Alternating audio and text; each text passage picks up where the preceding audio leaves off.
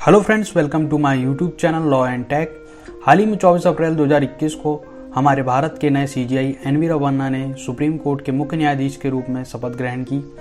यह भारत के 48वें मुख्य न्यायाधीश हैं तथा अपने पद पर अगस्त 2022 तक रहेंगे। तो दोस्तों, आज के इस वीडियो में हम इसी विषय पर चर्चा करेंगे। सबसे पहले हम जानेंगे कि सीजीआई क्या होता है, फिर हम बात करेंगे कि इसकी चयन प्रक्रिया व इससे लेकर क्या प्रावधान है। तो चलिए शुरू करते हैं।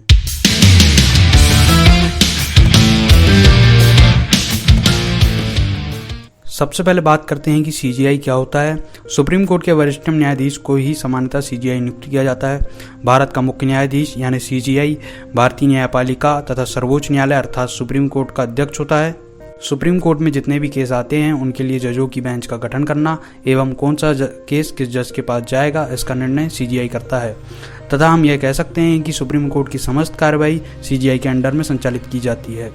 तो दोस्तों, अब बात करते हैं सीजीआई की चयन प्रक्रिया और उसके प्रावधानों के बारे में।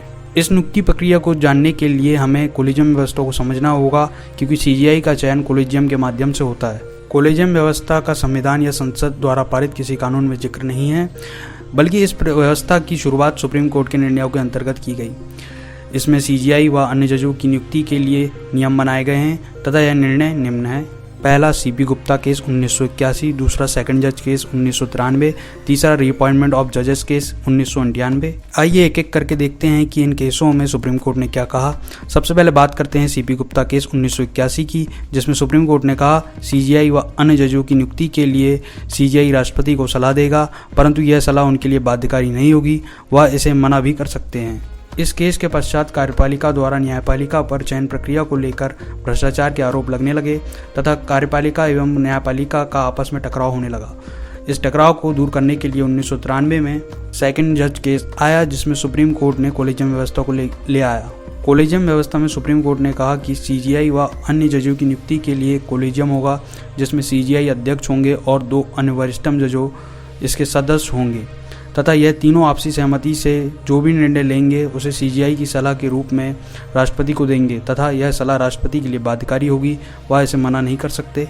सुप्रीम कोर्ट ने यह भी कहा कि जजों की नियुक्ति का निर्णय संसद व कार्यपालिका के हाथ में नहीं होना चाहिए, यह अधिकार सिर्फ न्यायाधीशों के पास होना चाहिए। इसके पश्चात इसमें और अधिक पारदर्शिता लाने के लिए 1998 में रीअपॉइंटमेंट ऑफ जजेस केस आया, जिसमें सुप्रीम कोर्ट ने कहा कोलिजियम के सदस्यों की संख्या 2 से बढ़ाकर 4 कर दी गई और कहा कि अब सीजीआई के साथ 4 वरिष्ठतम न्यायाधीश की आपसी सहमति से या बहुमत से निर्णय लिए जाएंगे।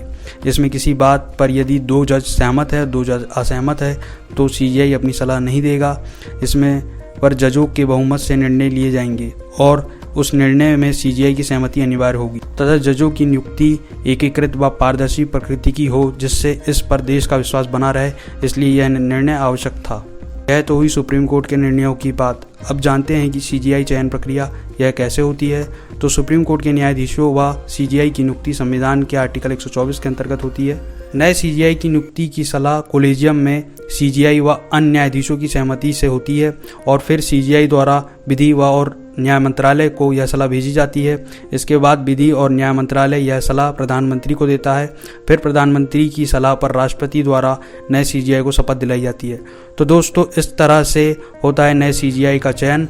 हम आशा करते हैं कि आपको यह वीडियो पसंद आया होगा, तो इसे लाइक करें, शेयर करें एवं इस वीडियो से जुड़ा कोई भी प्रश्न आपके मन में हो तो कमेंट बॉक्स में पूछ सकते हैं।